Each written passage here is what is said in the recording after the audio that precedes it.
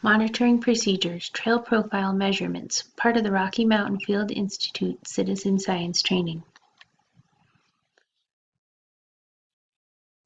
The volunteer effort in the Citizen Science program is approximately 1 day per month. You'll be assigned a trail and we'll go out to that trail before volunteer work will begin. We'll collect baseline measurements, and then we'll collect those same measurements once per month after the work is complete. We'll do this in the Garden of the Gods, and all the equipment you need will be provided to you. After watching this video, you'll be able to characterize the trail profile using longitudinal cross-section and Thalweg measurements. Our data collection objectives are to measure the trail tread depth and width over time. In order to meet this objective, we need to understand what measurements to take and, more importantly, why we're taking them. These measurements characterize the shape of the trail.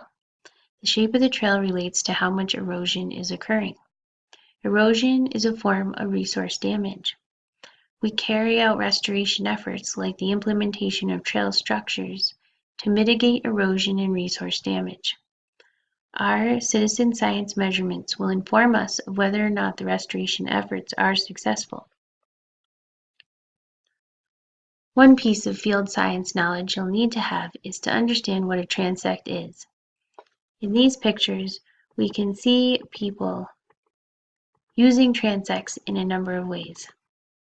It's simply a line along which measurements are taken. Transects can be placed randomly or using a systematic fashion. We need to ask ourselves, where will this transect start? Where will it end? What will you measure along the transect? And how will you know when you have sampled enough?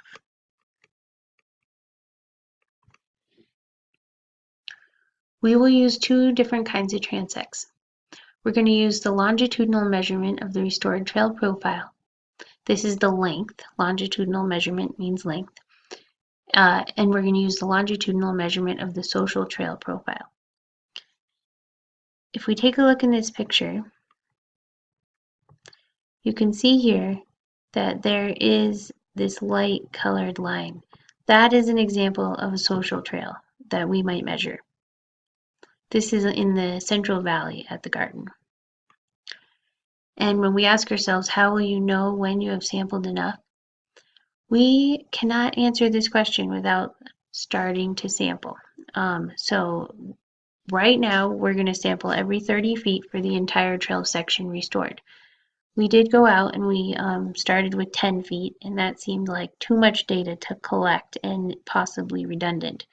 But we might find after a season that 30 feet does not characterize the trail well enough, and so we need to break that down to 20 feet or 10 feet, or we might find that we're still collecting too much data and we could make it 50 feet.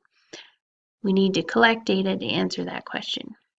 We do understand what's appropriate for the length measurement because we're only interested in the effects of room fees restoration work, so that limits the longitudinal measurement for the trail profile.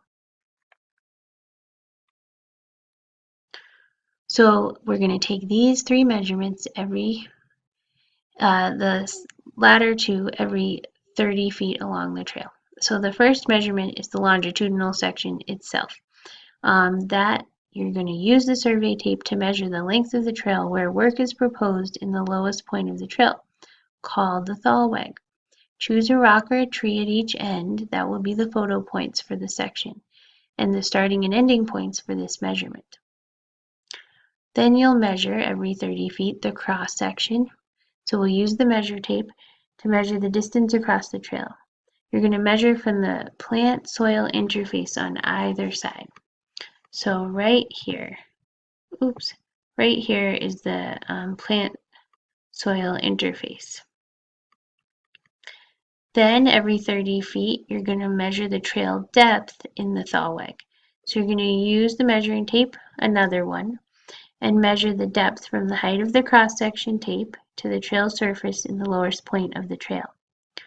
You're going to record all these measurements in feet and inches.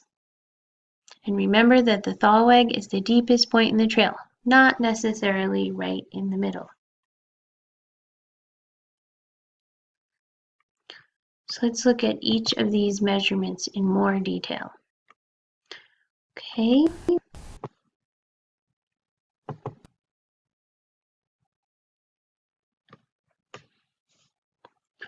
Okay, so they're using the survey tape and they are starting the longitudinal measurement. And you can see here that in the foreground, we've started this measurement in the center of the trail.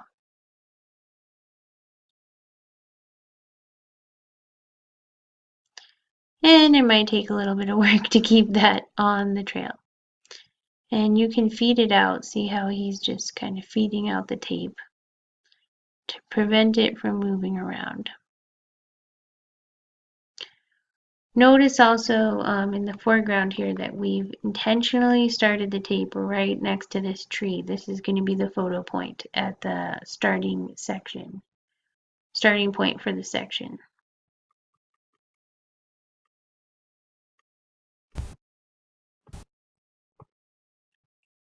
Okay, now let's take a look at the cross-section measurement. So you'll use the shorter measuring tape to do this. And you're going to measure the distance across the trail. And see, it helps if you place a rock there to keep it stiff. And we want to use a stiff measuring tape for the cross-section because that's going to facilitate the next measurement. Where the soil-plant interface is up for interpretation. Here we've chosen kind of the high point of the rocks, but there is no vegetation, see, a little bit farther past. But we made a judgment call based on the shape of the land right there. What's important to think about is not exactly where you make that measurement, but that you know where you're making it so you can make it exactly the same way each month.